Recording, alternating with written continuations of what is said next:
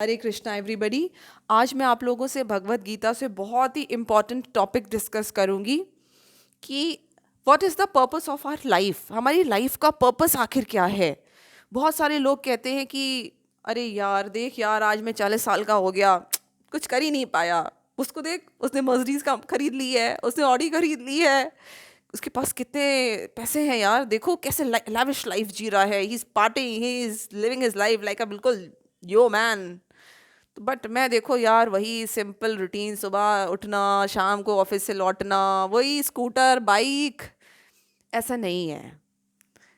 हमारे शास्त्रों में आपको क्या लगता है कि अगर आप भगवान में बिलीव करते हैं तो आपको ऐसा लगता है कि भगवान ने ये बेंचमार्क हमारे लिए सेट किया होगा कि तुम जितने ज़्यादा पैसे कमाओगे तुम उतने ज़्यादा सक्सेसफुल होगे? क्या भगवान के पास पैसे की कोई कमी है या उनको पैसे कमाने के स्किल नहीं आते हैं? ऐसा तो नहीं हो सकता है ना। उनके पास तो सब कुछ है, ये दुनिया ही उन्होंने बनाई है। तो फिर वो हमारे लिए ऐसा क्यों थॉट प्रोसेस रखेंगे कि अगर हम अच्छे पैसे कमा पाएंगे ज़्यादा से ज़्यादा तो हम उनको खुश कर पाएंगे? नहीं। भगवान जो हैं उनके रूल्स के हिसाब से, हमारे शास्त्रों के हिसाब से, वो इंसान सबसे सक्सेसफुल है जिसने सबसे ज़्यादा भगवान की भक्ति करी है, जिसने सबसे ज़्यादा भगवान का नाम जपा है। वो सबसे ज़्यादा रईस है, वो सबसे ज़्यादा रिचेस्ट है। और शायद हम देखेंगे जिन लोगों को हम रिचेस्ट लोगों की कैटेगरी में खड़ा कर देते हैं वो सबसे पुअर, सबसे गरीब लोग हैं वो, क्योंकि उन्होंने भक्ति नहीं करी, उन्होंने भगवान का नाम नहीं जपा। शायद एक रिक्शा चलाने वाला आदमी जो भगवान का नाम जप लेता है वो सबसे ज़्यादा रईस है।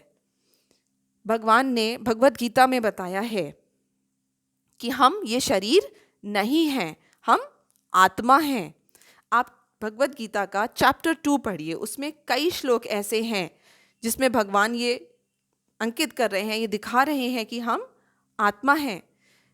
भगवान कृष्ण अर्जुन से कहते हैं, देहिनो अस्मिन् था देहे कौमारम यौवनम जरा तथा देहांतर प्राप्तिर धीरस्त्र न मुहति।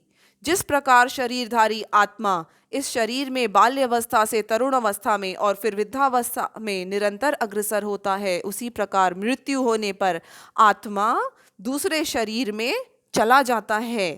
धीर व्यक्ति ऐसे परिवर्तन से मोह को प्राप्त नहीं होता है। कृष्णा कह रहे हैं कि जिस तरीके से हम बचपन में अपना शरीर अलग होता है, बचपन से फिर हम यौवन अवस्था में आते हैं, फिर मिडिल एज्ड हो जाते हैं, फिर वृद्धावस्था में आ जाते हैं, लेकिन आत्मा जो है वही रहती है। वैसे ही आत्मा जब ये शरीर छोड़ देती है दूसरे, तो ये गारंटीड है कि वो दूसरा शरीर ही ग्रहण करेगी, और इसकी वो गारंटी दे रहे हैं। तो फिर ऐसे कैसे हो सकता है कि पैसे कमाना इम्पॉर्टेंट है या पावरफुल पोजीशन पे पहुंचना इम्पॉर्टेंट है? लोग कह देते हैं कि अरे मरने के बाद क्या लेकर के जाना है। ऐसा नहीं है, मरने के बाद हमें बिल्कुल साथ में कुछ लेके जाना है और हमारे साथ जाएगा। वो हमारा कर्म है, वो हमारी भक्ति है जो हमारे साथ जाएगी। और जिसने जितनी ज़्यादा भक्ति करी है, जिसने जितना भगवान का नाम दिल से जपा है, उसके वो कर्म उसके साथ जाएंगे।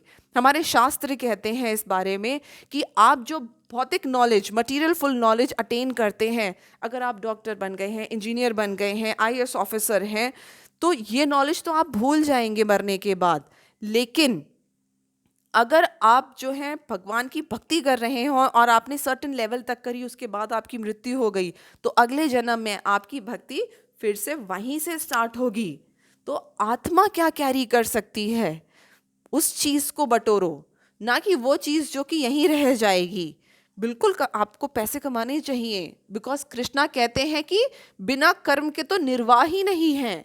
कृष्णा बिल्कुल कह रहे हैं कर्म करो, कर्म करना तो ज़रूरी है, लेकिन ये सोच के कर्म मत करो कि मुझको यही करना है और जो एक्चुअली करना ज़रूरी है उसको नहीं करो। हरे कृष्णा।